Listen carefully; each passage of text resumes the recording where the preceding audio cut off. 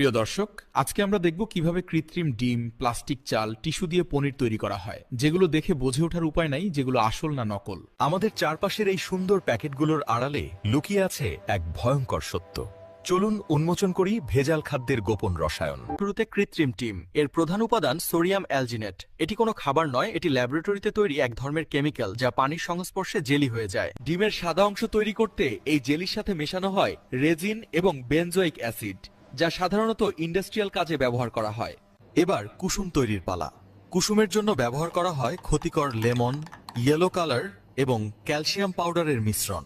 এরপর ক্যালসিয়াম ক্লোরাইডের পানিতে এই মিশ্রণটি ফেললেই রাসায়নিক বিক্রিয়ায় তা জমে গিয়ে হুবহু ডিমের কুসুমের আকার নেয়। সবশেষে জিপসাম পাউডার আর মোমের প্রলেপ দিয়ে তৈরি হয় শক্ত খোলস। এই ডিম ভাজলে প্লাস্টিকের মতো গন্ধ হতে পারে। এই ডিম পেটে গিয়ে হজম হয় না। এটি অন্ত্রে ব্লকেজ তৈরি করে এবং দীর্ঘমেয়াদে পাকস্থলীর ক্যান্সারের ঝুঁকি বাড়ায়। এইবার আসি প্লাস্টিক চালে।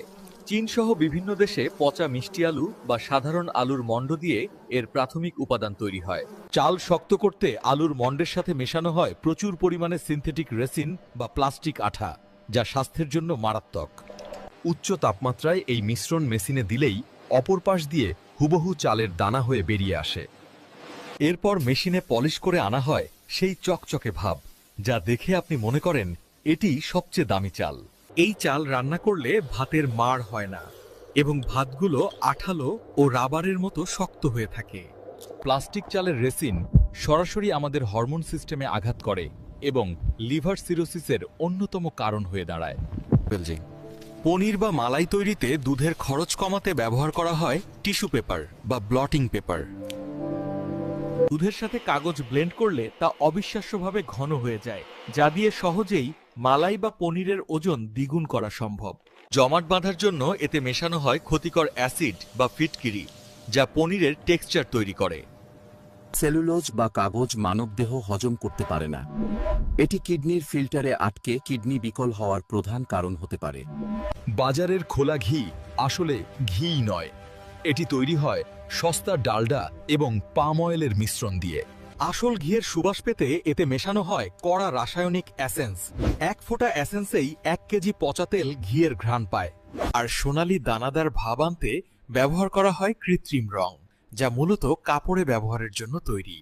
এই ডালডা মিশ্রিত ঘি ধমনীতে চর্বির আস্তরণ তৈরি করে, যা হার্ট অ্যাটাক এবং উচ্চ রক্তচাপের ঝুঁকি বহুগুণ বাড়িয়ে দেয়। এখানেই শেষ নয়, তরমুজ লাল করতে পুশ করা হয় অ্যারিথ্রোসিন রং, আর মটরশুঁটি তাজা দেখাতে স্প্রে করা হয় কাপড়ের সবুজ রং। দুশ্চিন্তার কিছুই নেই। আপনার রান্নাঘরে থাকা সাধারণ কিছু জিনিস দিয়েই আপনি মাত্র 1 মিনিটে এই মারাত্মক ভেজালগুলো শনাক্ত করতে পারবেন। প্রথমে ডিমের খোসার টুকরো আগুনে পোড়ান। যদি এটি প্লাস্টিকের মতো গলে যায় বা পোড়া প্লাস্টিকের গন্ধ বের হয়, তবে বুঝবেন এটি নকল। আসল ডিম ঝাঁকালে কোনো শব্দ হয় না, কিন্তু কৃত্রিম ডিম ঝাঁকালে ভেতরে পানি নড়ার মতো শব্দ পাওয়া যাবে। প্লাস্টিক চাল চেনার সহজ উপায় হলো পানির গ্লাস। 1 চামচ চাল পানিতে দিন। যদি চাল ভেসে থাকে তবে নিশ্চিত থাকুন ওগুলো প্লাস্টিক চাল। আসল চাল ডুবে যাবে। অথবা চাল আগুনে পোড়ান। প্লাস্টিক চাল গলে কালো হয়ে যাবে এবং বিদঘুটে প্লাস্টিকের গন্ধ বের হবে। রান্না করার সময় যদি দেখেন ভাতের মাড় বা ফ্যান অত্যধিক ঘন এবং ওপরে প্লাস্টিকের মতো সর পড়েছে, তবে সাবধান হন। ঘি আসল কিনা বুঝতে হাতে একটু ঘি নিয়ে ঘষুন। শরীরের তাপমাত্রায় আসল ঘি সাথে সাথে গলে যাবে, কিন্তু ডালডা মেশানো ঘি সহজে গলবে না। প্যানে গরম করলে খাঁটি ঘি দ্রুত গলে গাঢ় বাদামি হয়ে যায়, কিন্তু ভেজাল ঘি হলুদ রঙেরই থেকে যায় এবং দেরি করে গলে। পনির বা মালাইয়ে টিস্যু বা স্টার্চ আছে কিনা বুঝতে আয়োডিন সলিউশন ব্যবহার করুন। যদি পনিরের রং নীল হয়ে যায় তবে বুঝবেন এতে কাগজ বা আটা মেশানো আছে। আসল পনির টানলে ছিঁড়ে যায়, কিন্তু কৃত্রিম পনির রাবারের মতো লম্বা হয় এবং সহজে ছিঁড়তে চায় না। তরমুজ বা রঙিন সবজি চেনার জন্য 1 টুকরো তুলা দিয়ে ঘষুন। যদি তুলায় লাল বা সবুজ রং উঠে আসে তবে বুঝবেন এতে কৃত্রিম রং দেওয়া হয়েছে। মটরশুঁটি পানিতে ভিজিয়ে রাখুন। যদি দেখেন পানি সবুজ হয়ে যাচ্ছে, তবে নিশ্চিত থাকুন ওগুলো রং করা। আপেলের গাটে মোম আছে কিনা দেখতে ছুরি দিয়ে আলতো করে আঁচড় দিন। সাদা পাউডার উঠে আসলে খাওয়ার আগে অবশ্যই খোসা ফেলে দিন। মরিচের গুঁড়া পানিতে গুলে দিন। আসল মরিচ ভেসে থাকবে, কিন্তু ইটের গুঁড়া ভারী হওয়ায় গ্লাসের তলায় জমে যাবে। আজই আপনার রান্নাঘরের খাবারগুলো পরীক্ষা করুন।